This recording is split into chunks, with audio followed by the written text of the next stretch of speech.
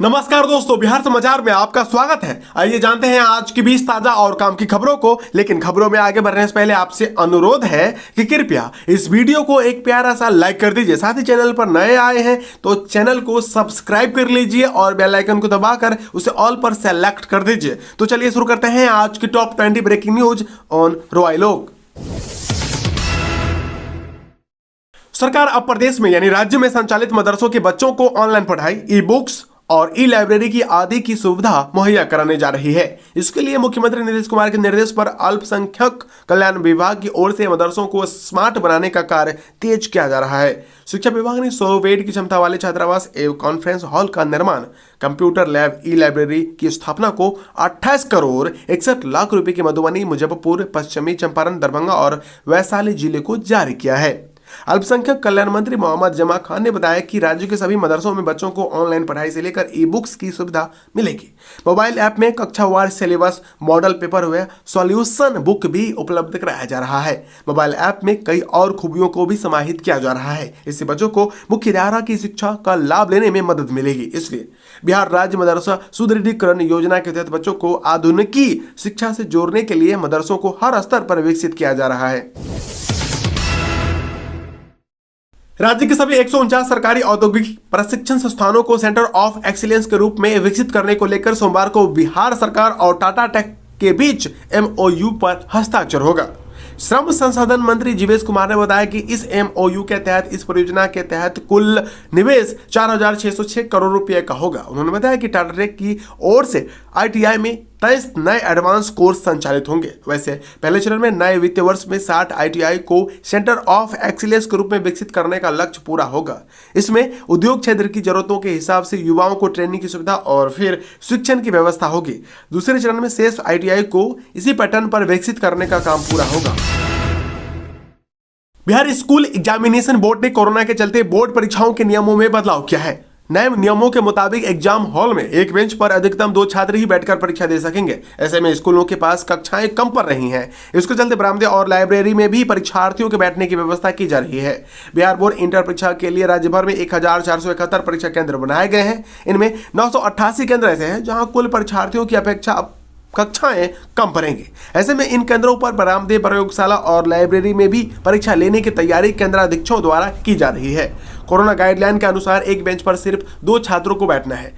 उस बेंच के पीछे वाले बेंच पर सिर्फ एक छात्र बैठेगा।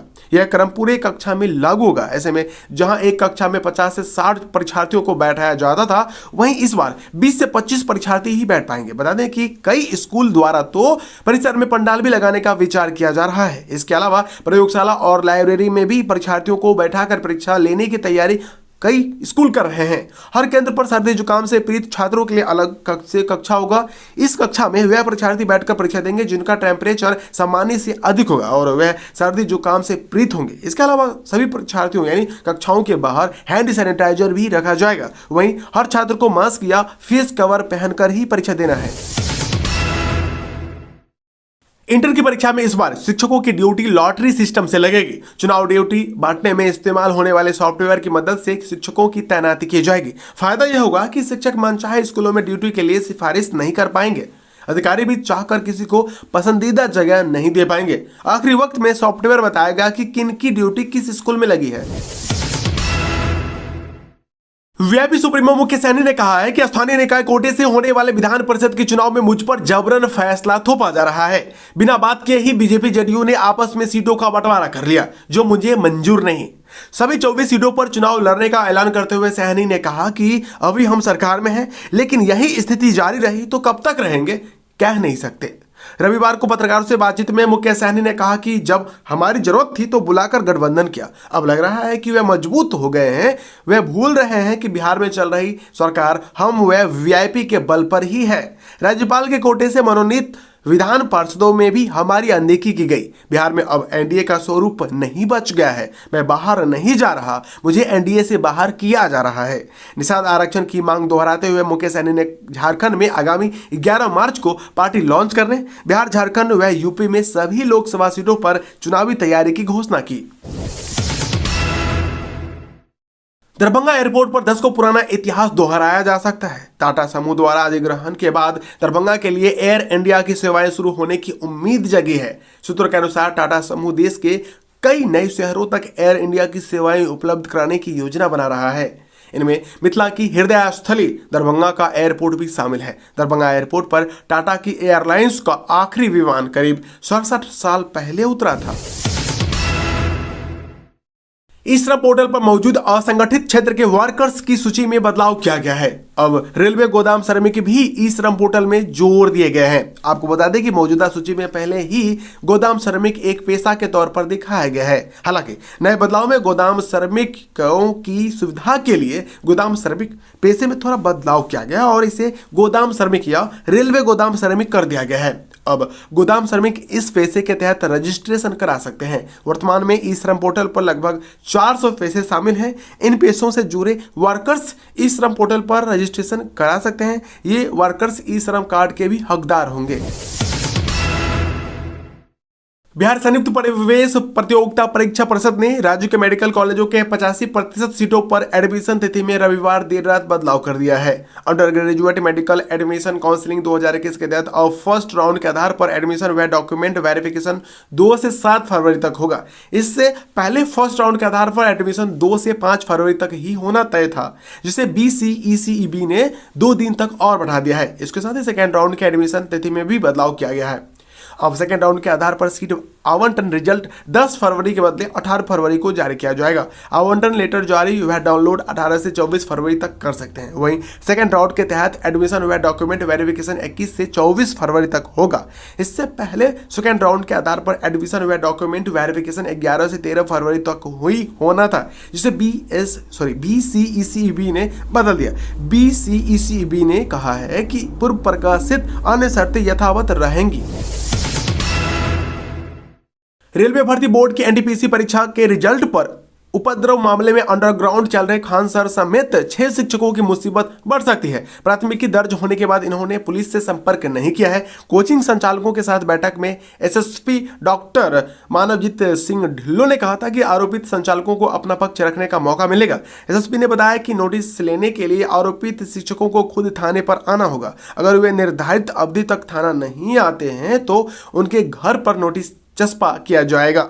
पुलिस अधिकारी के मुताबिक IPC की जिन धाराओं में शिक्षकों पर FIR हुई है उनमें 7 साल से कम की सजा है। उसके तहत मौके से गिरफ्तार छात्रों को जेल तो भेज दिया गया, लेकिन उनके बयान पर जिन्हें अभियुक्त बनाया गया है उनकी गिरफ्तारी जांच के बाद होगी। पत्रकार नगर थाने की पुलिस भी CRPC की धारा 41 के तहत अभियुक्त खान सर समेत अन्य 6 शिक्षकों को नोटिस देने की प्रक्रिया शुरू कर दी है। शिक्षकों को न तो कोर्ट से जमानत मिली है और न ही थाने में नोटिस लेने आए हैं। विधानसभा अध्यक्ष विजय कुमार सिन्हा का ट्विटर अकाउंट साइबर अपराधियों ने हैक कर लिया। गुरुवार की देर रात 3 बजे साइबर अपराधियों ने उनके ट्विटर अकाउंट को टारगेट किया। 36 घंटे से अधिक समय तक अकाउंट हैक रहने के बाद शनिवार को उसे रिकवर किया गया। बिहार विधान परिषद के 24 सीटों पर कांग्रेस राजद के बीच गठबंधन नहीं हो पाया। इस मुद्दे पर कांग्रेस राजद प्रमुख लालू प्रसाद यादव से मिलने के लिए बाट ही जोती रह गई। इधर राजद नेता तेजस्वी यादव ने वाम दलों के साथ मिलकर सभी सीटों पर अपने प्रत्याशी खड़ा कर दिए। कांग्रेस विधायक दल के नेता अजित शर्मा ने कहा कि कांग्रेस अब अकेले अपने दम पर सभी सीटों पर चुनाव लड़ेगी। बताते चले कि कांग्रेस के सीनियर नेता पिछले 1 सप्ताह से गठबंधन पर बात करने के लिए दिल्ली में कैंप कर रहे थे। लालू प्रसाद से समय नहीं मिलने पर कांग्रेस नेता सोमवार को पटना लौट रहे हैं। बिहार विधान परिषद चुनाव को लेकर बगावत पर उतरे वीआईपी सुप्रीमो मुकेश सहनी अलग थलग हो गए हैं। हम पार्टी ने भी उनसे किनारा करते हुए एनडीए के फैसले को स्वीकार कर लिया है। सीट बंटवारे से पहले बड़े दांव कर रहे जीतन राम मांझी की पार्टी ने रविवार को भाजपा जदयू के आगे सरेंडर कर दिया। मांझी की पार्टी के प्रवक्ता दानिश रिजवान ने कहा कि उनकी पार्टी ने सीट बंटवारे में 2 सीटों की मांग की थी। उनकी मांग को नकार दिया गया है।